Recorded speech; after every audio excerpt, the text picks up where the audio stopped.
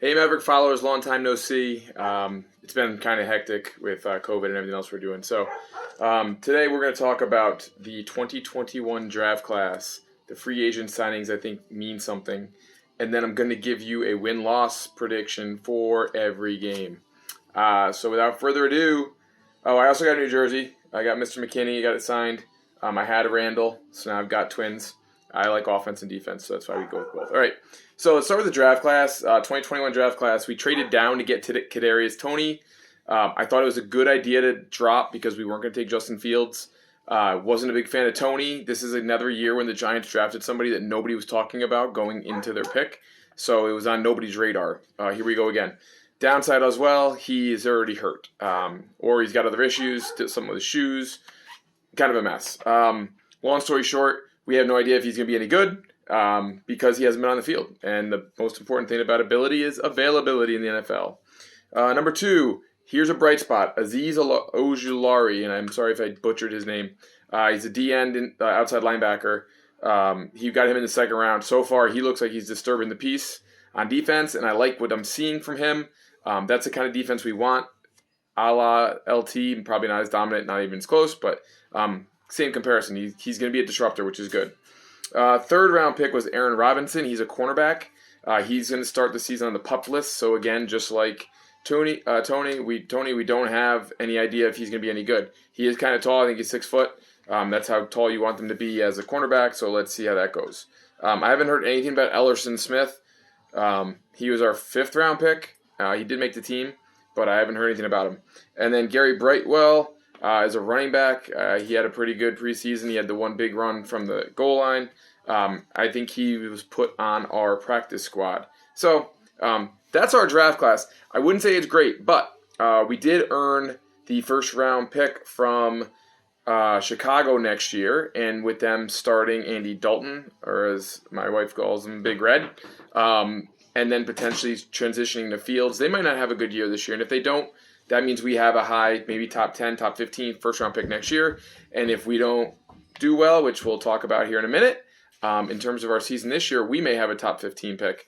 And then we would have 2 in the top 15 for next year, with potentially Spencer Rattler coming out, who might win the Heisman. Sorry, I got delayed there. And for those who don't know who Spencer Rattler is, and sorry, I got dogs in the background, COVID doggies. He was on QB1, which is on Netflix, which was following high school quarterbacks, so like what the top couple when they were through their high school years. And he is mobile, and he's driven, and now he's at, I think, Oklahoma or Oklahoma State, and he is a Heisman hopeful, and he'll be available because he's coming out in the draft next year. And if DJ doesn't have a good year, or if they get rid of Gettleman and they go a different direction, we may be able to make a play for him. And I'm not saying he's going to be the next franchise quarterback, but he'll be there. All right, moving on to free agents. So, 2021 class I'm not 100% thrilled with.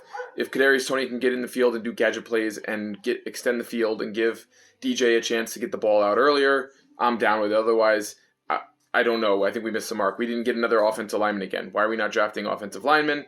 We don't have a good offensive line. You've now made 2 trades in the last week and a half to pick up other offensive linemen because you're noticing that maybe we're not doing so well. And we're not.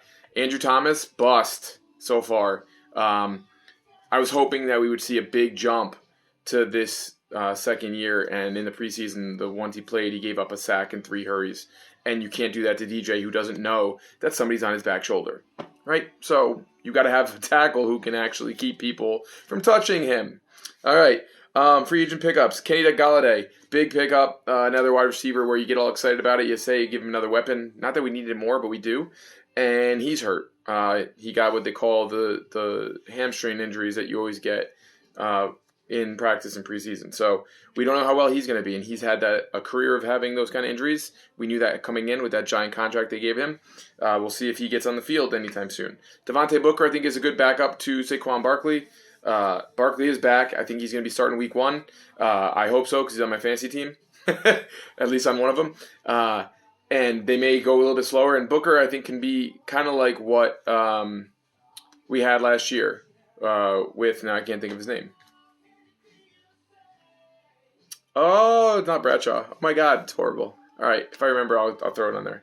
Somebody will hit me up with that. I know my Giants guy will do it. Kyle Rudolph, long-standing tight end from Minnesota, has like 2 drops in his entire career. He doesn't drop the ball. I think that's important to have. He also is a really good blocker. Ingram gets hurt a lot. Ingram's on his last year of his contract. There's a potential switch off there. He's not obviously a long-term answer, but maybe he'll help with DJ, especially in the red zone this year. And then the one on defense that I really want to key on is Adoree Jackson. He was recruited to come over.